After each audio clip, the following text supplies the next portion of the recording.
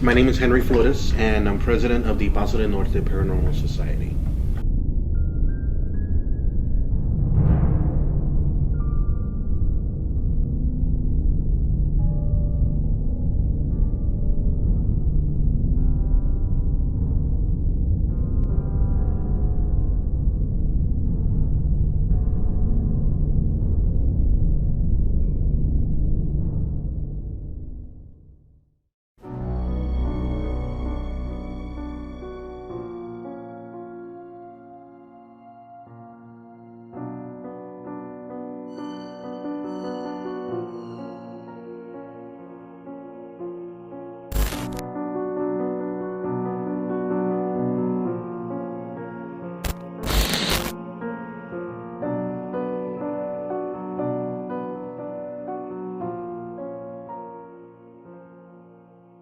My name is Henry Flores, and I'm president of the Paso del Norte Paranormal Society.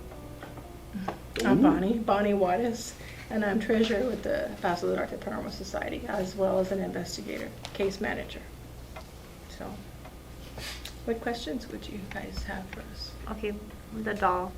The doll? Yes. Okay, well, as I was saying earlier, long story short, but not that short. She is what we call, a trigger object. And a trigger object in the sense that she's much more approachable. She's a more approachable device than, say, this is. But they're basically the same thing. This is a K2, which measures electromagnetic energy.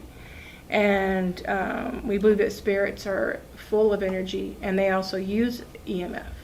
So we use this as a device to try to contact, and that way we know we have made some kind of contact with a spirit, possibly. This doll has the same device built within her. I turned her, now she's off, and now she's on. And as you see, her face lights up in her hands and her forehead. We believe that if a spirit gets next to her or something with the high EMF, she'll go off. And if you were in spirit form or even as a living person, which would you rather play with, this or the doll? And that's why we use her, because she's very approachable. She's not, this might be like, what's that? I don't want to touch that. But this, they would. And when we've used it in investigations, we've actually gotten intelligent responses. We'll say, can you touch the right hand? And the right hand will go off. Can you touch the left hand? And the left hand will go off. And then we're asking, well, can you touch her? Can you knock her over? And then she falls over. So it seems to work. But guess what her name is? Not Annabelle, right? It's Annabelle. What? If you guys see, the Annabelle does exist.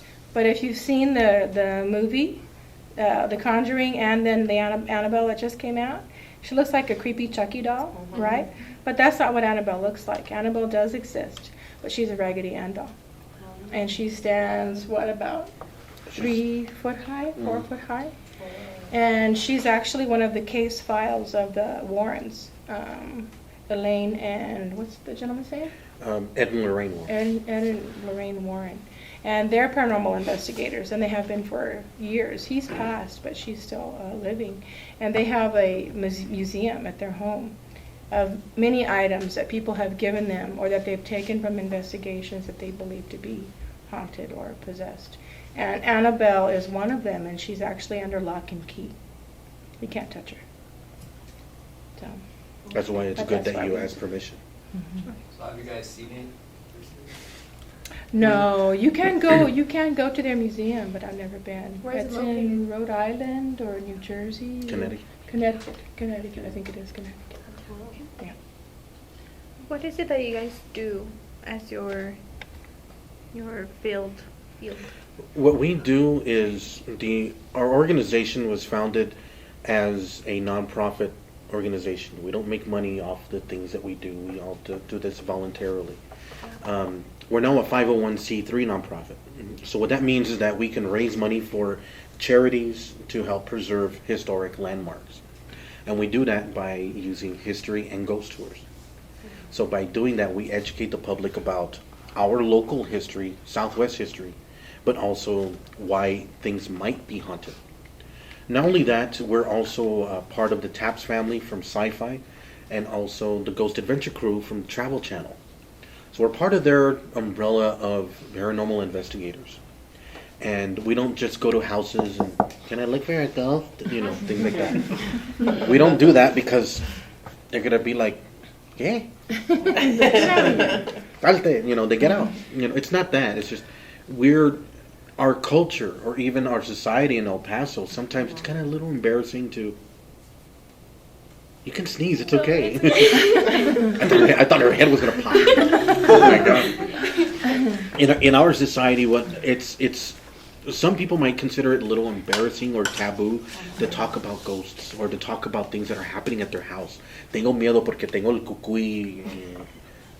Y'all know Spanish, right? Yeah. Thank God. Get I don't have to translate. How would you translate cucuy? Cucuy, the boogeyman. The boogeyman. You know, That's good. you know. So a lot of people are afraid to talk to others about these things because they think it's gonna follow me home. Or if I touch this, it's gonna go home with me with the juju. It's gonna be bad or whatever. Not necessarily. If you're disrespectful to a spirit, if you're mean to it, you throw the F-bomb or you steal something from their grave, oh yeah, then that's the best way for them to follow you home.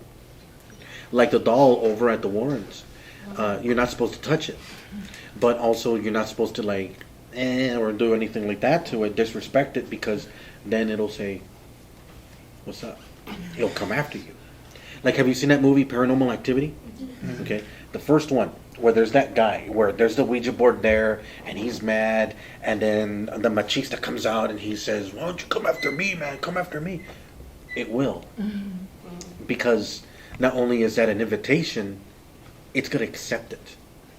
So when they go after it, the guy is not gonna know what to do. If you notice in every movie that's out there, the wife or the girlfriend is always the one that is most sensitive to all of this. The guy, they're the ones that are most dumb to this. You know? No, I don't believe it. Yeah, it went upside down the cross and okay. I don't believe it. Okay, now I believe it. You know, it happens to him until he sees it. You know. Let me throw out a question. Why do you think women are more in tune with Mother Earth? Intuition. Exactly. Because they get that feeling. They're more sensitive to emotions. Guys, we have a lot of filters. It's called fat. And I didn't look at you for a reason, okay? Don't go there. Don't go there. I was young and beautiful. Times change. But and it's true. For guys to get that, we can still be sensitive, we can still have all that stuff, but it's a lot easier for a lady. So that's what we do. That was a long answer. Is there anything you want to ask? What other questions do you have? What made you get into this field? You go I first. think each of us have had, all of the members of the crew, each of us have had personal experiences. I always believed in ghosts, but I had never seen one. And then I lived in a house that was owned by a fairly well-known family here in town. A lot of tragic things happened to them. Some of it was their own doing, and then the consequences of what they had done later on coming back to bite them. But there was a lot of tragedy in their family, and I saw things and heard things in that house that I don't know what they were.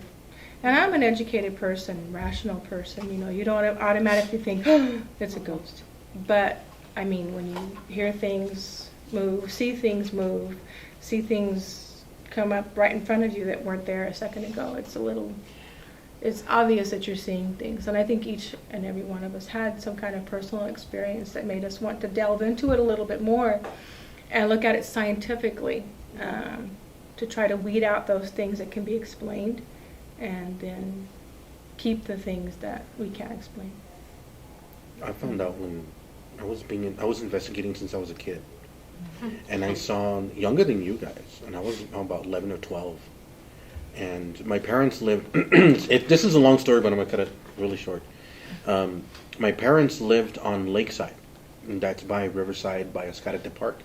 Don't hold it against him, okay? Gay Harvard. Okay, Harvard. It's okay, you're probably smarter than me, I guarantee it. So my parents lived by Lakeside, and I was, at that age, we lived in a house that was 2 stories. and it was the only two-story house in that area. The K2 is going up. I saw that. Telling your story. Okay, I'll keep talking. And so keep it on. It's okay. It's still going up. And I moved my phone for a reason. There's nothing else there that would make that go off. So when I was, my parents had a very big backyard at the house, and then my bedroom was upstairs all the way in the back, and I had a back door that had a window on it. And so I would look out and I would see the big backyard. And then one time I go outside and I'm playing with my toys and all that, playing in the dirt and everything else. And then at that time there was no fence. Okay, there was border patrol, but there was no fence. There was no mountains. There was no hills. It was just Mexico and United States. So they would cross over, the Latinos, okay, the Mexicans, okay. They would come over, and they would go through our backyard, and we would see mud tracks in the backyard and in the dirt. And I thought, oh, here we go again. The immigration would come in, pick them up, and they'd take them away. Always happened. We were so used to it. Well, this night, as I was playing, I would see this group of people come out from behind a tree, and they would make their exit and going to the left, my right. So as if they're walking out, they're going this way. And I'm looking at them like, oh, here we go again, you know. And when I saw that, I took a look at this one particular lady that she walked out from behind the tree. She looked to her left and to her right, and then she darted to her left again. That happened, that same exact phrase happened 3 times. And so I was like, all right, what's going on? So I'm curious. So I go up and I'm looking, getting closer to the tree. Again, she comes out left, right, but this time she looks at me. And I'm like, oh my gosh. So I'm backing up, like, ya me voy. You know, I'm starting to get my toys and everything else. She's looking at me and she's getting closer. I was like, oh my God. So I'm going my stuff and getting everything. I turn around and I look at her and she had no eyes. No eyeballs. All this was black. So I peed myself and I went inside the house. So I tell my parents, oh my God, I saw la Llorona. And then, I saw la Llorona, cállate. They didn't believe me. They didn't believe me, but I saw this woman and this scared the living you-know-what out of me. So I go upstairs to my bedroom and look out, and I look out in the curtain, there's the window of my door, and she's standing up looking at me from right there in the middle of the field. And I go into my bed and I roll up into a burrito and I just go to sleep like that. That scared me to the point now where it takes a lot to scare me. I can get frightened like, that, yes. I'm a chicken when it comes to that. But when it comes to like, I sale el diablo with horns and everything else, I'd be like, I married your sister. I divorced your sister. What do you want? You know, it doesn't scare me because as a kid, that scared me to a point where it defined my fear. That's not me. Where it defined my fear. So what I did is the next day I asked my dad, take me to the library. I want to go to the library. Okay. I want to look for a girl. At the library? Yes. He thought otherwise. I'm going to do research. I wanted to see what happened. What caused a ghost to come out into this backyard? So I did research on the home. And my home back in 1943 was part of a hotel that burned down. In 1940, El Paso County had a park that was called Cowboy Park. And that's where they would do horse racing bets and other things like that. My house was part of a barn. It was part of a farm. And, okay, I'll keep going. And I saw the dog. And so part of it burned down because one of the horse trainers was shot in the bedroom where my parents' bedroom would be. In the room where my parents' bedroom would be. He was shot in the back of the head. And I saw this on microfilm where he would exercise the horses to their exhaustion, and he would inject them with like a steroid or something to keep going. So that's totally illegal. So the community found out somebody shot him in the back of the head in the room where my parents' bedroom was. And his name was Herbert Yates. And he died there. I looked at the next page of the Herald Post, and it was a picture of a woman that said, I'm glad that is dead because he used to beat me up a lot. And there was a picture of her but she had no eyes. So it wasn't just somebody that I saw. It was a woman that was his wife. She would run away from him because of the domestic violence. So that's why she had black eyes. And so she had passed away. He died there. And that was my first case that I solved on my own, using history, using education and resources, like what you guys do. So if I can do it, I know you guys can do it right now. You can do it right now on your phone. Everybody looks, oh, I can't even, the flag's moving, oh my God. Since this is a documentary for high school students, who Okay. were you guys in high school? Who was I in high school? Yeah. Who were you in high school? I was voted most likely to be famous. Oh. I'm not kidding. I'm still waiting. NSYNC never called me. I was Justin on Timberlake. the flag corps my sophomore, junior year, but senior year, no, I was just a kid. Just a kid. Never went to prom. Nothing like that. I was a Yeah. rocker. Right. Long hair, Metallica, and Slayer. Still am, but There's a lot of students that are afraid of being at El Dorado during the night. They feel there's a ghost. What would you recommend to those students that fear the unknown, the ghost? What I've always asked is, has anybody ever been hurt? Anybody ever been touched, scratched, bruised, anything like that? And if your answer is no, then there's really nothing to be afraid of.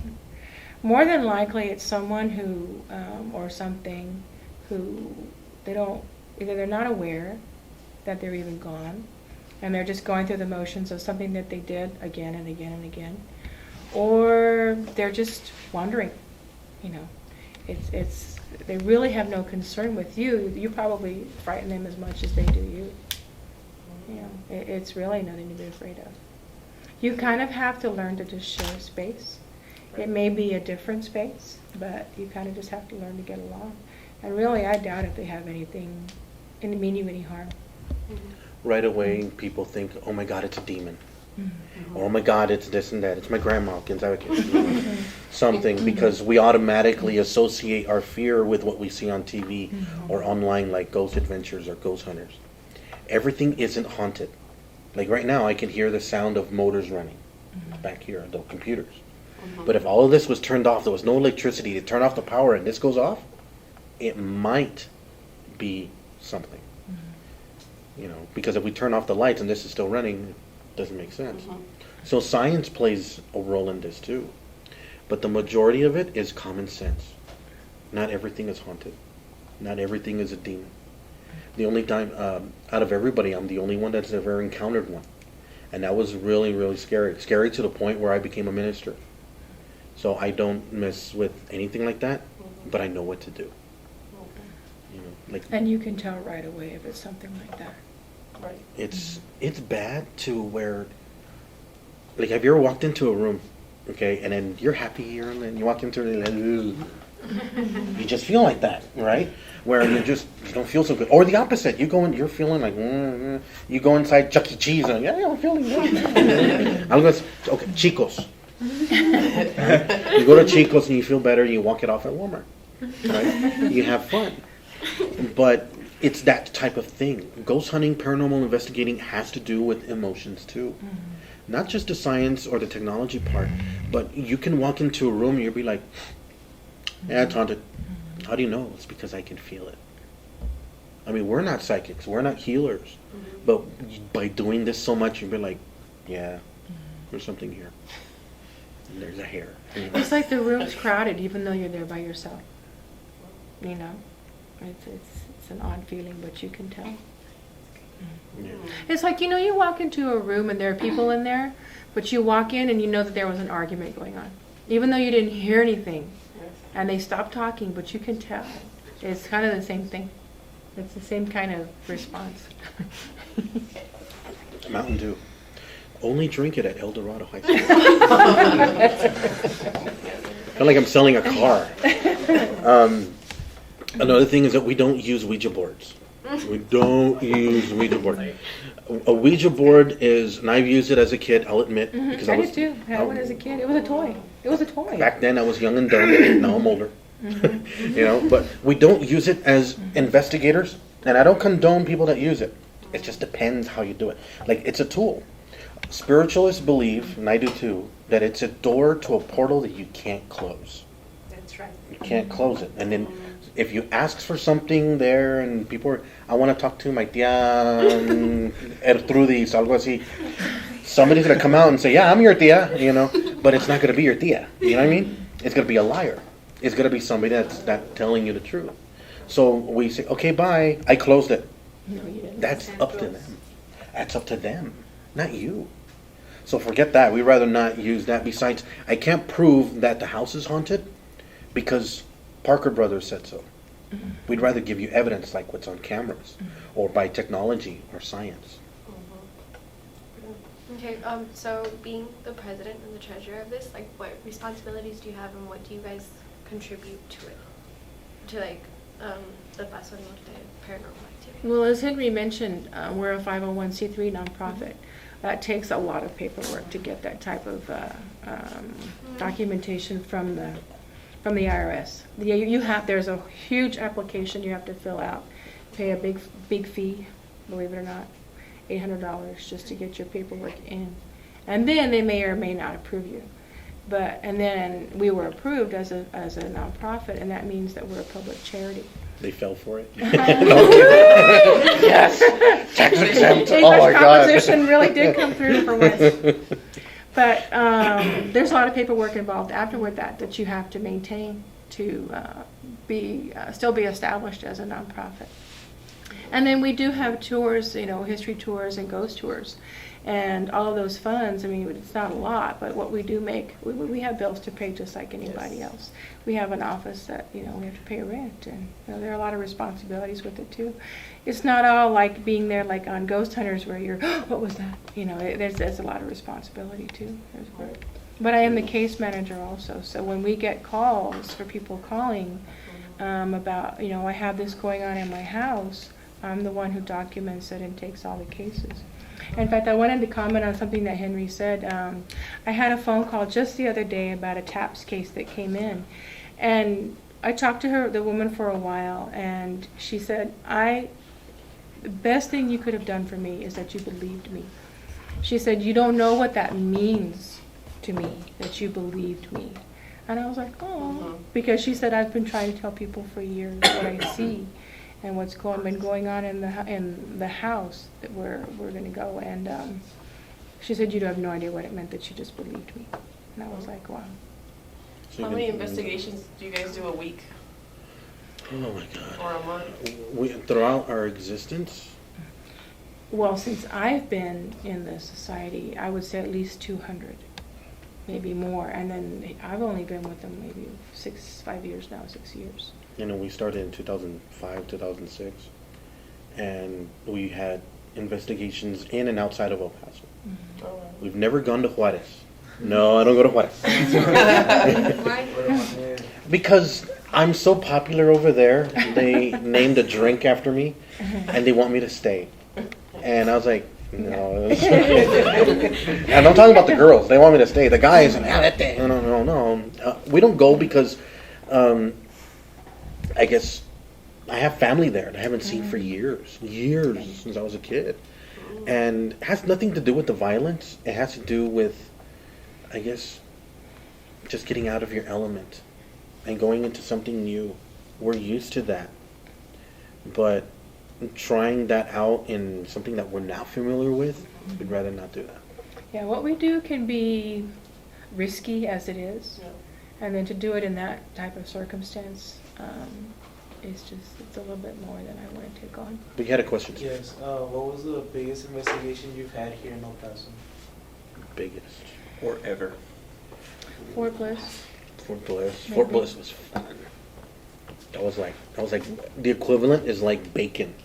Yeah, all right, now you know what I mean. Like when you look at bacon, you're like, oh, you're gonna taste so good. It was just like that. Bonnie's would be Fort Bliss. Mine would be the downtown library. That one was fun. I got a book thrown at me. It was cool. It was, no. The library, because I went ahead and used history against a ghost. I thought, see, I founded the organization, but I'm the most skeptic. Because I don't believe everything's a ghost. I don't believe everything is haunted. Ay, tengo miedo. It's an orb. No, it's a bubble. It's dust. It's dust. We live in El Paso. They're everywhere, you know. But when we're in the basement, supposedly it's the ghost of a Civil War soldier or a Buffalo soldier, something, a soldier. And he's walking by or whatever. So I went ahead and said, I'm ashamed that Texas was a southern state during the Civil War. I'm ashamed. And I kept using that, just to see. When I said that and I was pushing it a little bit, a book came off one of the shelves in the basement, turned, and it slapped the floor. When it slapped the floor, it sounded like as thick as a Bible. It sounded really big. But when I picked it up, it was just like a little book, like Dr. Seuss. And I put that back. So then a couple of minutes later, I said, I'm glad that California was another northern state. And I pushed that afterwards. When I said that, a metal bookend that was holding down a lot of books flew off, hit the wall, barely missing our guys, and it fell to the floor. When it fell to the floor, it sounded like a really thunderous type loud crash. And then we saw mist or something leave that area, go upstairs to our other investigators. And they can hear people talking to each other as they're talking to themselves. For example, like I'm talking to you and they're talking to themselves. That's what came out in our audio recordings right after that. So that was my fun one because, you know, they threw stuff at me. That was good. And yours was Forbliss? I think just because for me, it was like an honor just to be able to do it. Because, you know, Fort Bliss is, you have to go through security, you know, this and that. And we did 2 buildings. So it's 2 of the most haunted buildings supposedly. There are many more, but on Fort Bliss. And I thought it was really cool that we got to do it. Yeah. Really cool. Oh my God, the camera. Oh my God, it's a ghost. Okay, can we switch tapes real quick? Yeah. Sure. Okay. Oh my God. Well, I have questions for you guys too. I have one before we continue right now. Oh, Okay. It was, you mentioned the Ouija board. Mhm. A lot of the students here play with it or have said that they would do it, but because it's something that's scientifically proven that you do it subconsciously moving the thing. What would you answer that? I have heard so many people who say, you know, they have stuff going on in their house, and then I start asking questions about, well, have you ever done this? Have you ever done that? And then they say, well, I did use a Ouija board back when I was in high school or something like that. And I'm like, It seems to be a common denominator in people who have things going on, either because of something currently or something that's been with them for a long time. So maybe if they used that Ouija board years ago, now they have something attached to them because of that. Maybe. It just seems to be a common denominator in some of the things that the questions that I've asked. Yeah. And it's still really dangerous in my opinion to use it. I mean, I've known santeros that practice santeria. I've known Satanists that practice Satanism, and they don't use Ouija boards. You know, but it's people have that negative connotation when it comes to those different types of religions, where oh my God, it's a santeria. Oh, it's a praying religion. And like, oh my God, Satanists. Well, they worship themselves. Right. You know, so knowing a person's culture, knowing a person's belief, you know a lot of their world. So that way you don't, I guess, quickly judge. Yes, sir. What's a santeria?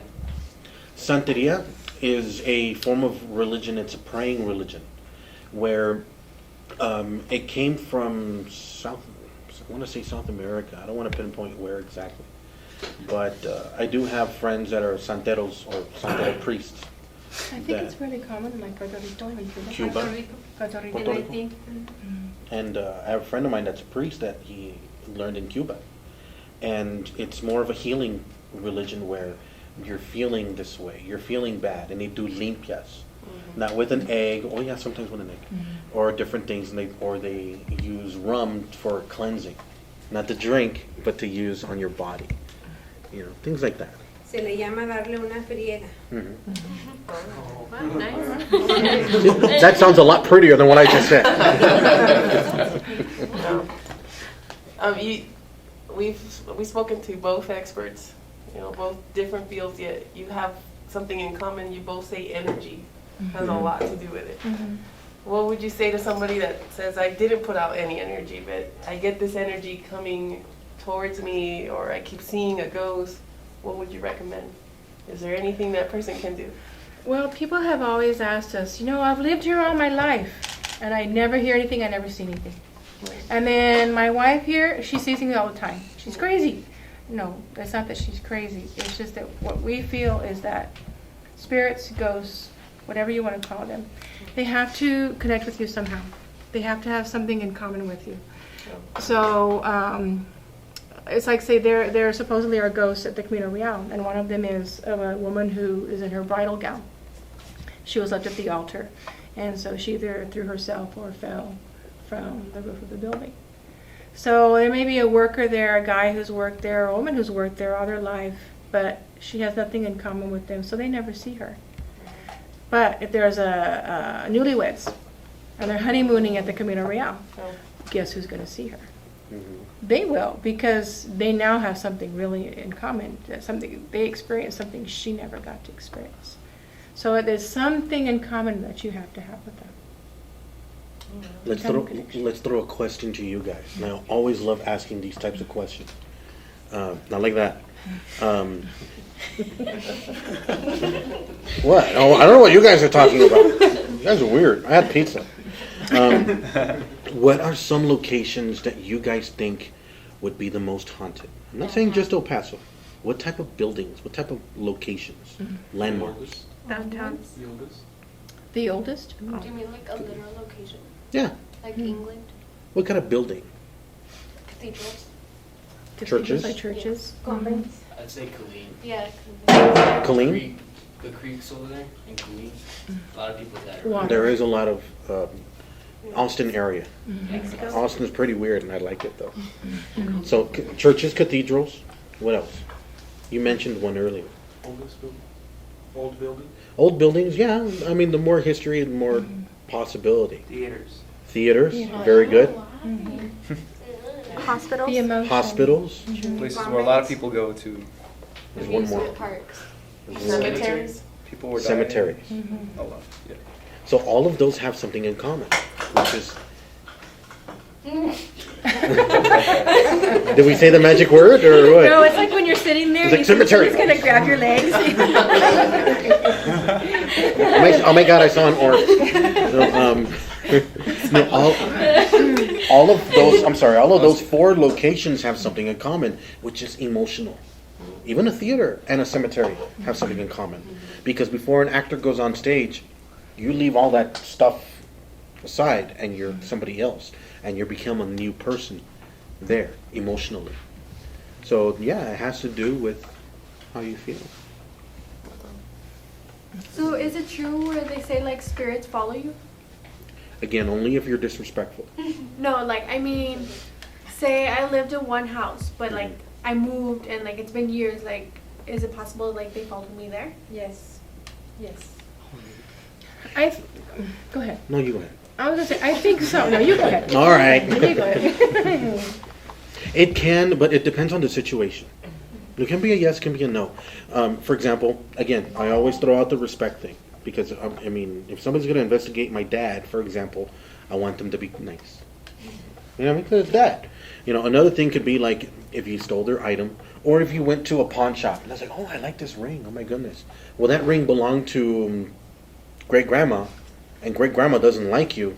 She's gonna be like, hey, that's my ring. You know what I mean? You don't know. You don't know if these items can be haunted or possessed. But the best way to do it is emotionally. So if you pick up something, how do you feel when you hold on to it? What colors come to mind? And this is gonna sound weird. But then again, I'm not sitting down cross-legged. You know, like what images come to your mind when you hold on to this? What colors? What tastes in your mouth do you feel? Do you have? Are there goosebumps coming up? Okay, no, never mind. Don't take it. Things like that. But why do you Yeah, we say? got a definite yes over here. I'm sorry, I wasn't out of Oh, no. place. Me too. Can you tell me? You do feel people. Sí, sí siguen los espíritus cuando necesitan que regreses a una determinada lugar. Digamos que estás en tu casa y te mueves a otro y te sigue porque necesitas regresar a terminar algo en ese lugar. Te está diciendo algo, sí, sí siguen. And I think family can follow you too. I think in our experience, we seem to have a lot of people who think that, well, my uncle passed and he seems to have come with my mom, and I really do think that does happen. And maybe they only come around when there's a family celebration or a family event or a tragedy, something happens. It's like they come back to be with you, either to celebrate or to mourn, either way. You know, I really think that family can come back to visit you forever. I mean, I think, you know, I really think that's possible. I think that's beautiful. I think it's beautiful where you're in your wedding or you're at your quinceañera, and then a loved one that recently passed or has passed years ago is in the picture with you. I think that's pretty cool. You know, I think that's a lot of love when they use just to come back and say hi on your special day. Wow. So it's days like that that spirits can actually come back. Here's another question. Pop quiz. Take notes. Take notes because there's going to be a quiz later. But we're not in school. Yes, you are. El Dorado. Okay. So we're available for weekends, parties, and, bat mitzvahs, all of those. Ya se me olvidó. It was going to be another. Yeah. Quiz? When a spirit comes back, what holidays do you guys think would come back? What special occasion do you think a spirit would come back Dia de to? los Muertos. Thanksgiving. On their birthday. Their birthday? An anniversary. An anniversary? Christmas. A wedding? Or just like a It has. Those are most common, but it has to be special to them too, Exactly. not just yours. You know, even a death. Even when a person passes, they will see other people that have passed before them come and guide them and take them away. Or not take them away, but you know what I mean? You know, help them out. Like, You know, you come with me. Or with me, Skywalker. Like, you know, this is a weird question, but like I've seen on No shows, such thing.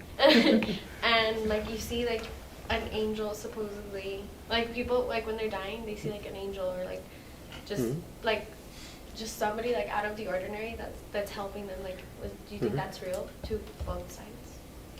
La mente muchas veces, si no tiene más nada que hacer, empieza a imaginarse cosas o a recordar algo que le han dicho desde pequeños. Por eso es que nosotros recomendamos, como él dice, los espíritus, toda esa energía vive de nuestra emoción.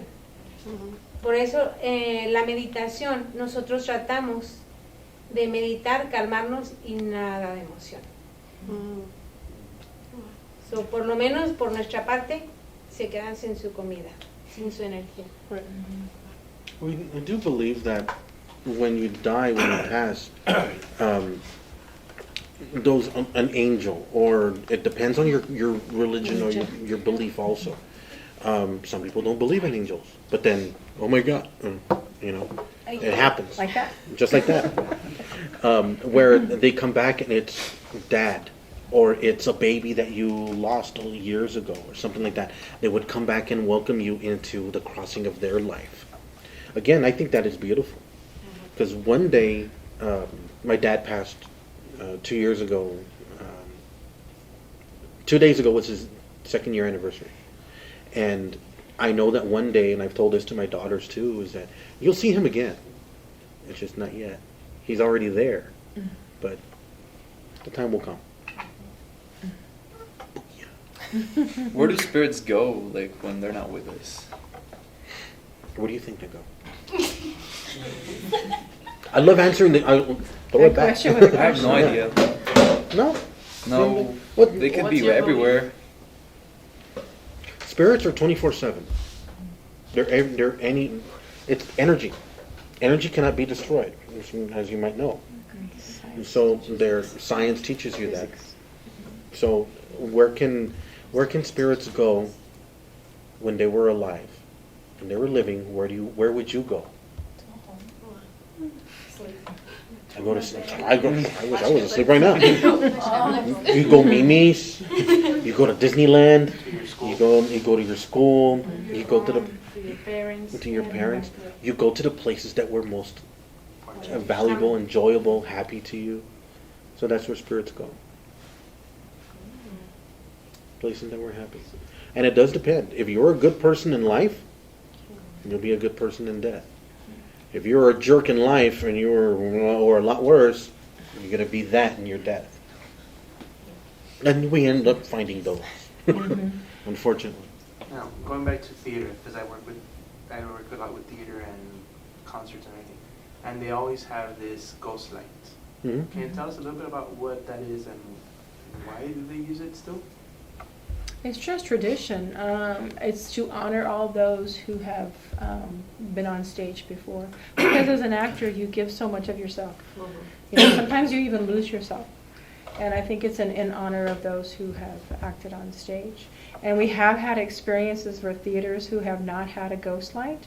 And they have some freaky things happen until they get a ghost light, and then it stops. Like the Plaza Theater. The Plaza Theater. Like the McGoffin Auditorium at UTEP. It's a Shakespearean tradition. Where you keep that light on for the others that have passed on, like Bonnie said. But yeah, if you don't turn it on, they'll be like, pues qué pues? Respect, falta de Yes. respeto. You know? Yeah. As you know, we're here today with your help, both of your help and guidance and seeing what we discover in the library and in the dance room. Can you walk us through the investigation? What will you do from start to finish? Well, first of all, like any type of investigation that we do, that's what I was going to ask a little while ago. You tell us what you've seen, where. And then that way we know when we actually do an investigation, and we'll walk you through it. That way you know where to go. Okay. And where you would, like, we don't bring any cameras, but you have handheld cameras, so you know where to put them. Right. You would know what questions to ask, what to kind of look out for. And so you just get as many stories and that you can about where you want to look. Wait, don't walk so fast. And then the janitor Keep said walking. that they saw the same thing a little girl did. Oh, no wonder. Don't talk to the camera. I do not exist, okay? Like, especially the touching, like, she had to everything, and it was like automatically fly. I'm gonna tell you to duck, but I'm gonna try to work it out. I was pretty scared. I got locked in the locker room. Alright, Georgina, the ghost Kimberly. Thank you. Oh, yeah, I heard that too. Bye, Kimberly. We don't really. Put the flares down. Which is the one that they picked. Yes, I think. Is it okay if I keep this in my pocket? Yeah. Yeah. You can see it. What's one having it? Ready? The light's about to cut off. Are you ready? I'm gonna speak in an Australian accent and talk like in as above, so below. Ready? Don't do that. This is Princess Leia. No, just kidding. Alright, it's getting darker. Just like you want. I don't like that. Okay, the flashlight.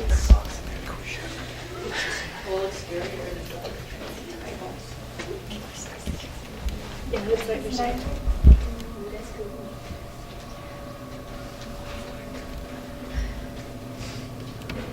And when we first walked in, we walked in behind the theater. And the gentleman that was there, we were like, he looked at us like, what are you doing? And we tried to explain, and it's kind of like, well.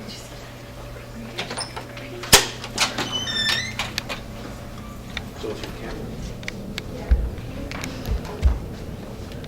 Okay, now, what I would recommend, I've never been here before, so what I would do is try to familiarize myself with where I am. See where some stuff is.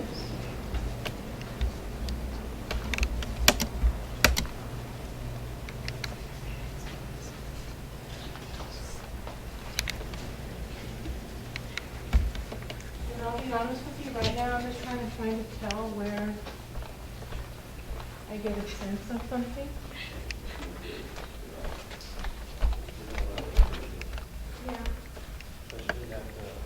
And I would say this is a good spot. Okay, sorry. Now, where did the incident happen with your assistant principal? He didn't tell us. Where's Miss Lucero? I don't know. But the librarian always tells me that he's every time he sees him walk in here, he runs in and out because he doesn't like to be in here. But you need Miss Lucero. Where did the assistant principal? Where was he sitting when he said he saw his cup? He said he was in an office, didn't he? Yeah, in an office in one of these offices right here. Okay, and the little girl? And the girl I hear, she's in the center all that. Okay, that's kind of what I thought. Where we are. That's kind of what I thought. So let's turn on the REM pod. Awesome. So what I'm gonna do?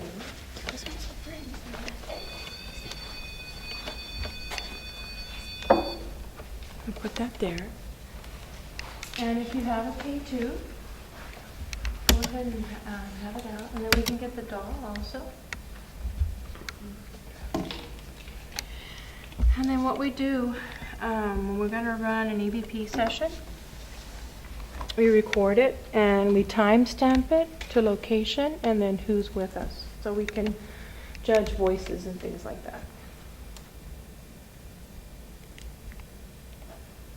EVP session, we're in the library at Dorado High School in the center tables. Bonnie, Henry, and crew and friends. Okay.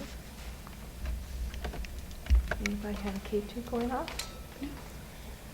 It is 9 o'clock. Exactly. Okay. Now I'm going to turn the light on. And we would say that we're going to go lights out. And then what we do, we all know who's around us, who's with us.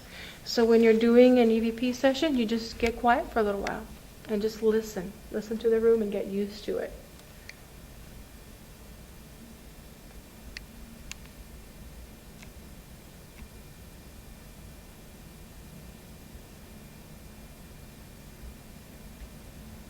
See, so we know we can hear cars outside.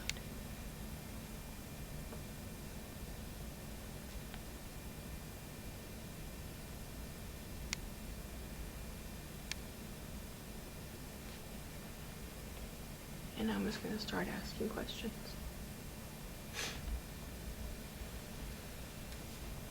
Hello?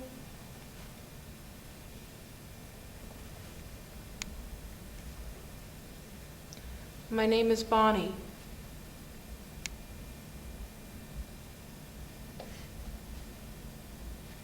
Is there anyone here who would like to come talk with us?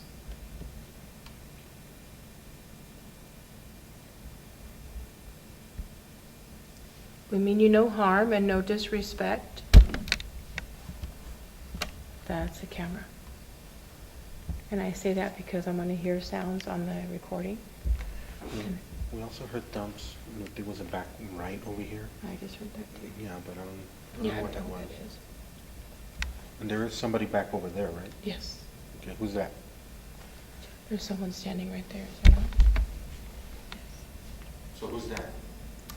That's Studi.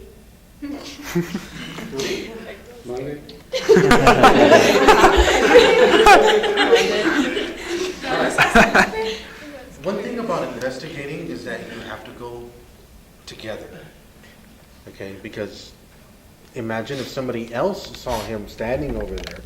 I knew who it was, a person, but somebody else might see it as just some big tall guy. You picked me out at first. Yeah, I saw him too. I was like, I thought it was Mr. Miranda. So we all stayed together. Okay. Okay. Cool.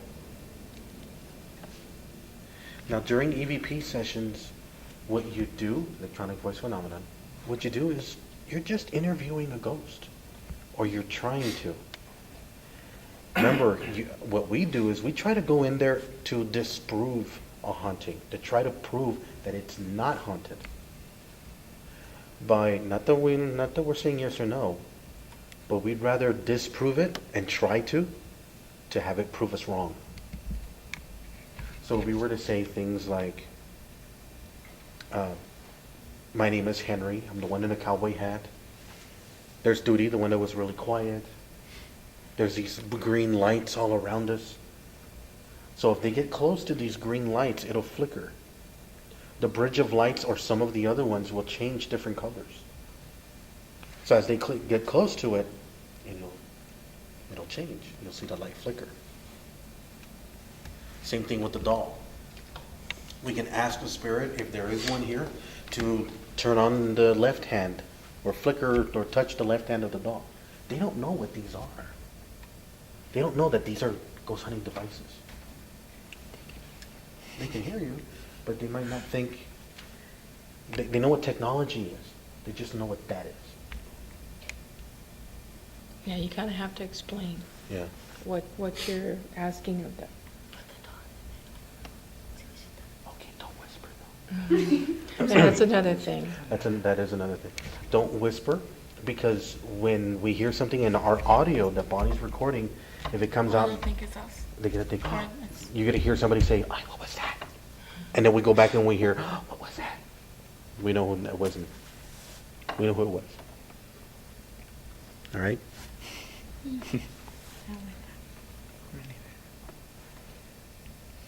So to the spirits that are in this room, if you're here, we'd like to ask you a favor. There are green lights within this circle, and you're welcome to walk inside of this circle. There is a doll in the middle of a table, and we would like to communicate with you. If you are here, can you touch one of these green lights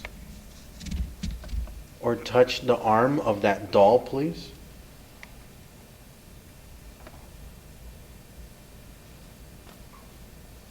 If you do that, it won't hurt you. It will just make the lights change color, and then we'll know that you understand.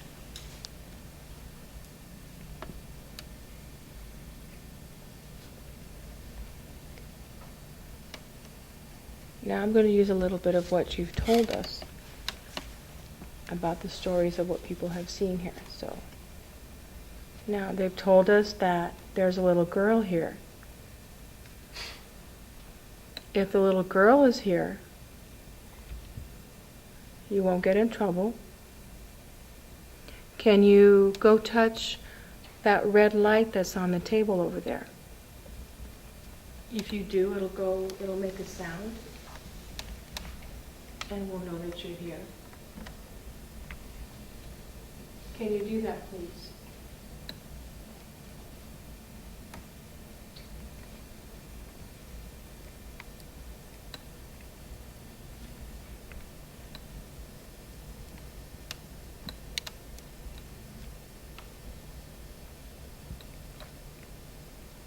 Do you like the doll?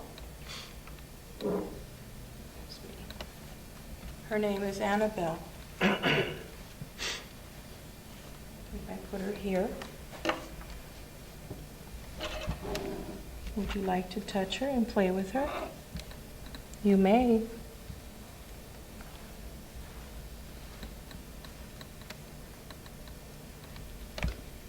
Would you like to touch her? I had a doll just like her when I was a little girl.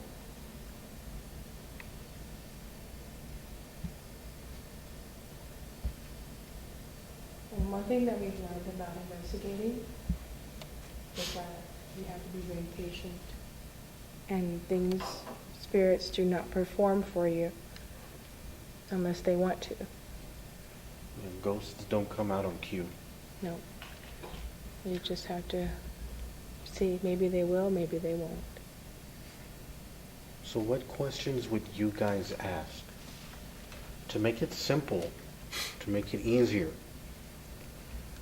ask a question that the answer will be yes or no. So get creative with the question. Think about something Are you wearing red? Do you have glasses on? Something that, that might describe them. That maybe get a little bit more advanced, like, was Abraham Lincoln alive when you died? Stuff like that. So what question would you guys ask? Who would like to ask us? Go ahead. Were you an El Dorado student here?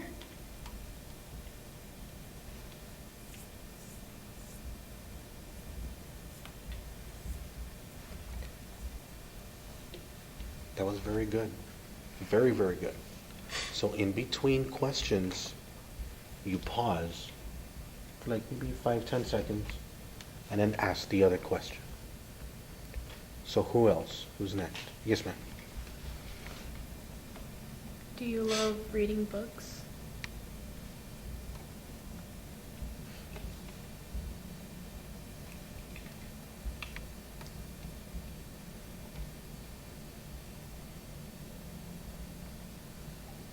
And if you could, if you would go by any of these devices that my friends have in their hands and touch them, then we know that you understand. Are you playing with a ball?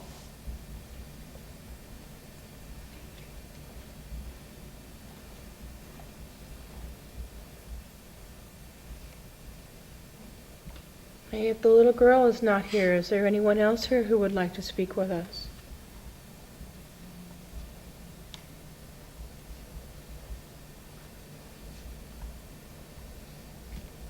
Are we scaring you?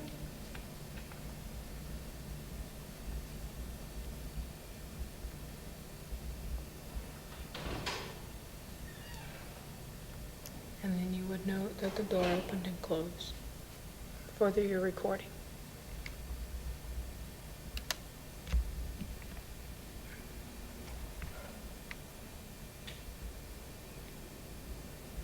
But it was because someone walked out, not because the door opened and closed on its own. Yeah. You be specific. You do have to make note of and get specific with things. For example, like if you bump into something, you do that, just say, that was me. That's it. Sorry, that was me. So what other questions would you ask? Which are very good, by the way. Are you lonely?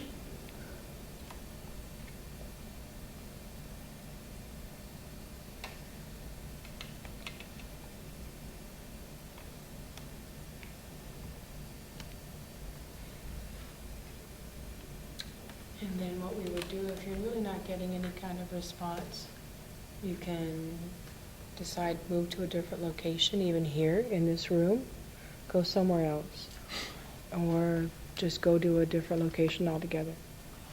What's flickering over there? I think it's a street. Passing by. Okay. Yeah. Very good. Gus, I Yes? just asked our holistic healer if she feels anything here, and she said no. No, she's not here. I don't Should we go into the office? Well, I have an idea. How about we ask you guys to see if where you feel something might be different? Okay. We'll follow you now. How's that? The dance room? Sure. Watch your eyes, because now I'm going to put the lantern back on, and your eyes have adjusted to the dark, so you have to get used to it again.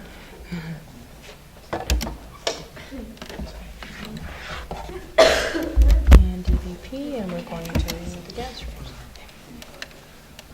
Who was that? That was me.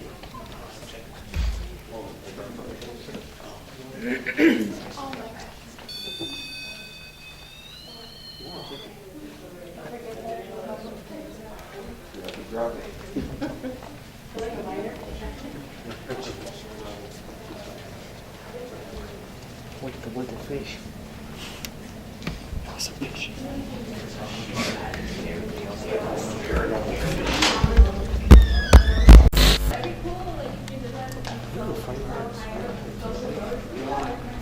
Maybe she's having lights. We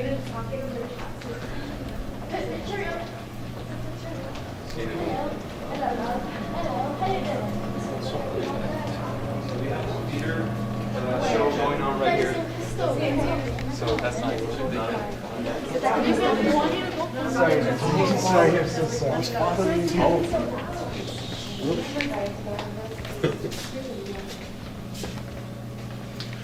I think the two teachers are gone missing. Gone.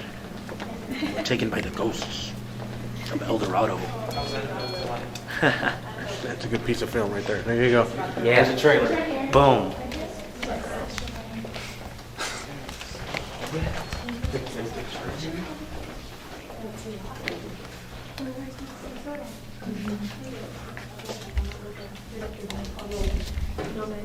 Well, the holder of the feet. So we are preparing to enter the. Maybe we're close to our corner. Who's going? Jennifer. Does she need to go with me? She wants to go. Yeah, she wants to go. She said she'll be fine. The architecture room is haunted.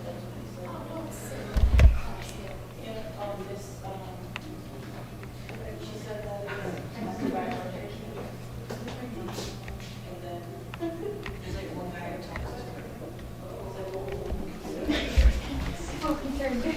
You did? Yeah. What's up, my He people? took off to D-Hall. This is fun. What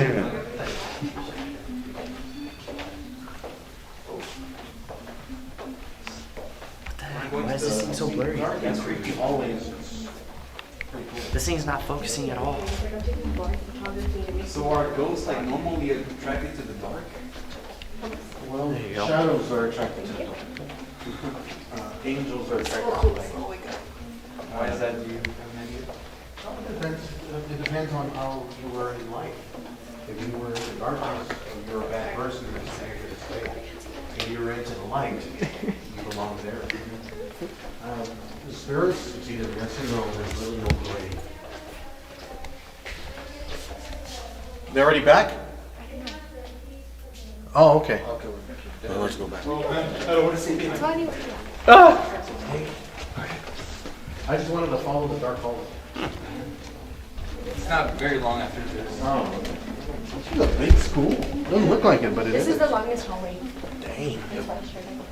So I literally have class in the last class in this hallway. I have a lot of my. And the next class after that, it's the other opposite class from the hallway, English. going from AP Government to Anatomy. Oh, that's close. And I'm always late. Oh, that's Teacher true. doesn't believe me ever. Miss Hinobos? Yes, Miss Hinobos. So Miss Hinobos, if you're watching this, I already told you a million times. I want that to come out of the Numerous times. Sorry, Miss Hinobos. What's in here? Nothing. Sorry, we're going down a dark, creepy hallway. I know. We're like, I'm fine.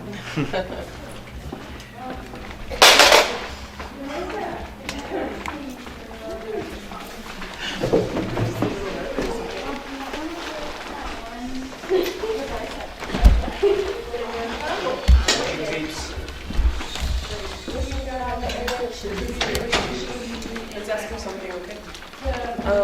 ¿Y aquí sientes algo? ¿O por qué? ¿Vas a ver? Ok.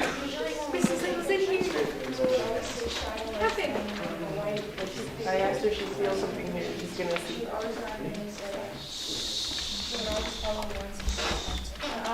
will say one thing about being in this room.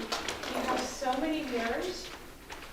You're going to get a lot of reflective evidence, if you would.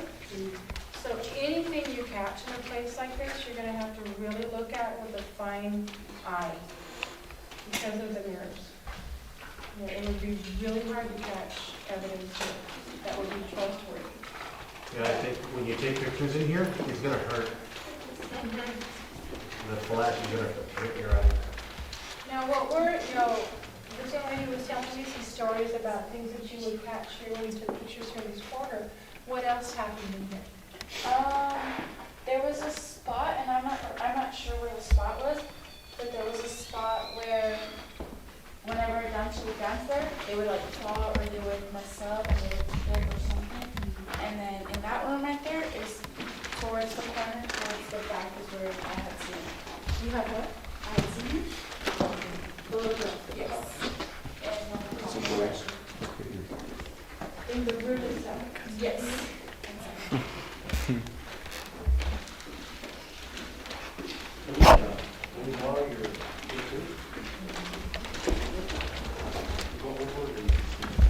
Now, the element two, if someone's falling or having a bad spot on a dance floor, everything floor. I mean, really, in dance, you know, you know how at a basketball court, you have a dead spot, where you hit the ball, you can have the same on a dance floor. Do it again, but this time do it slowly.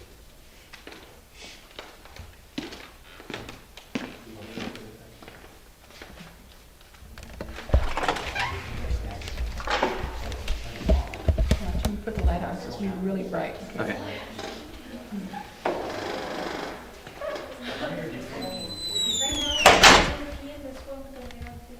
Maybe the TV.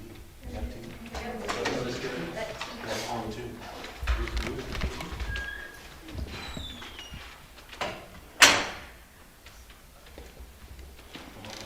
Also, what we do when we first go in and do an investigation, we do what Henry's doing. He's doing a baseline. We go in and find out if there are spots in a house, in a business, where you get high EMF. And the reason we do that is because high EMF can cause hallucinations.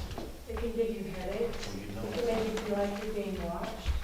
So what we learned is that there are some houses that have high EMF everywhere in the house. And that can actually make you think that you're being haunted, but it's nothing to do with paranormal. High EMF can make you sick. There was one house that happened to be underneath those high power transfer lines, and it was too red in the whole house. And the lady was seeing dark figures and all kinds of things like that. She asked if she had a young child. The toddler, and she said, well, the bathroom, you live here. And I told her, ma'am, I can't tell you if you live here or not, but being around that high EMF all the time is not good. So what we try to do is do a baseline, so when we do go back and do an investigation, we know where there are hot spots. And sometimes people have had high EMFs over their beds, and they say, I get headaches and I'm seeing things at night. Well, we tell them, move your bed. Just move your bed, so you're away from that high EMF, and it seems to help. Like Henry said, not everything is haunted. But I like the floor though. Slippery, look. It's slippery.